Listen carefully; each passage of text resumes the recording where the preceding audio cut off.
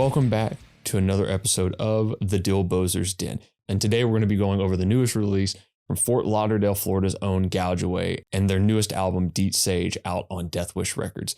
I didn't know a whole lot about this band as I started this review. I just knew that my co-host Austin Paulson and the oldest man on the planet, Justin Swindle, who will forever be the oldest man on the planet, are huge fans of this band. And they'd been really excited about the album upon hearing the singles release starting in around January. And every week they'd been talking about it.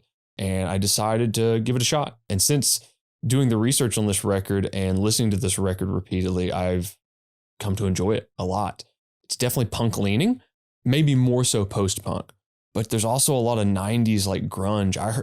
I definitely heard like L7 and Hole when I first listened to this record, and that's not just due to the fact that there is a female identifying singer, but it definitely sounds like the early 90s to me. It sounds like one of those bands that could have been signed up in the big swing of like 90 to 94 and been huge. But, you know, this is a band that comes from the punk rock world. This band formed in Fort Lauderdale, Florida in 2012, had a couple self-released EPs in the year 2013. They released their first full-length Dies in, I believe, 2016 on 86 Records. They then had some singles that came out and then finally signed to Death Wish Records in the early part of 2018 and released their first full length on that label, Burnt Sugar. And now fast forward 6 years and you've got their second release, Deep Sage. During that time, the band were on a brief hiatus as well as the pandemic. It seems to be that all the members of the band live on opposite ends of the country. This is a band that definitely likes to write together as a unit. They like to get in a room, bounce ideas off of each other. Not only do they write together, but they like to record together. This album was recorded live by Jack Shirley, who mixed Burnt Sugar, but he holds the reins on this album entirely himself. The one thing I want to say about the production on this record is I love it. It's very natural. It's very organic sounding. It does sound like a band in the room, all playing at once. And that's something that you don't hear a lot on some more modern records. And that's not a slight against records that are tracked or maybe edited or recorded take by take. There's a magic to that, as well as there's a magic as like everybody getting into a room together as well. But I love the production on this record. You can hear every single instrument on it. You can hear and feel almost like the room vibrating. To go back to a little bit of kind of the grunge feel of this album, and I'm going to use grunge a lot for this. It's a great form of music that isn't just for bands.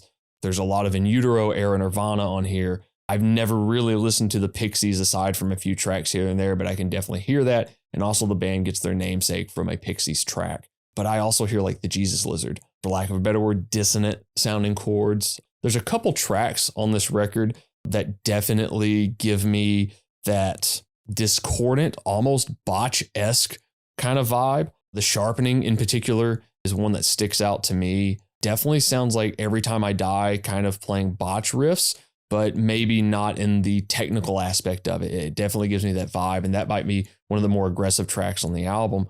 You know, I was a sucker for the bass playing on the Slime Lord album, and the bass playing on this record is really good too in a different vein, but it is just a really melodic, distorted bass tone throughout the whole record. You can feel it, you can hear it. The bass really stands out on a couple tracks for me, that being Maybe Blue, the self-titled track, Overwatering, and No Release. No Release being one of my favorite tracks on the record.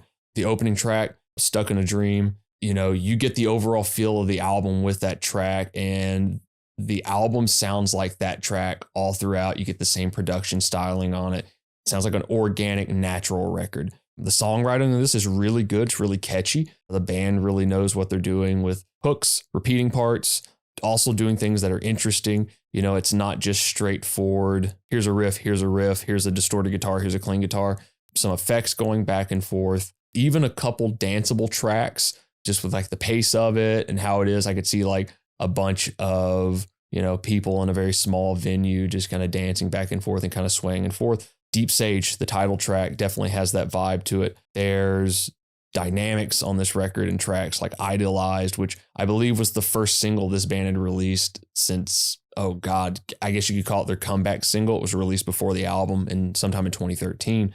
There were a couple singles released for this album prior to it coming out, which were Stuck in a Dream, Dallas, and Spaced Out. Dallas is my favorite song on the whole album, but I think Spaced Out is a rad, angry track. And I believe Megan from the band Punch does guest vocals on that track. You can actually hear the dichotomy of just two very angry people screaming back and forth. This is a great album. This is a very good album. It's very well done. Kudos to everybody in the band. I don't want to forget about this. The song Dallas is like a 6-minute track with an accompanying video. You know, for all the grunge stuff that's kind of thrown in there, the song Dallas has a melody motif going throughout the whole entire song that is very reminiscent of a CKY track called Plastic Plan off their Infiltrate, Rebuild, Destroy album. I don't know if this band has listened to CKY. I don't know if they did at some point. You know, sometimes you get influences and they sound like another band you've never heard or listened to before. And sometimes you listen to it when you were younger and you internalized it and it just stays in there till you have a guitar in your hand or you have a bass in your hand. But I really wanted to point that out. Again, like I was saying, extremely enjoyable record. Bass playing's top notch. The drums are wild on this record. The song No Release, the drums are absolutely wild and intense in there. I'd be amiss if I didn't mention who was in this band in the lineup. The band is a 5-piece, starting out with Christine Michelle on vocals, Thomas Cartwell on drums, Mick Ford on guitar, Tyler Forsyth on bass, and Dylan Downey on guitar. So everybody, thank you for a really rad record, and I hope everybody enjoys this. Never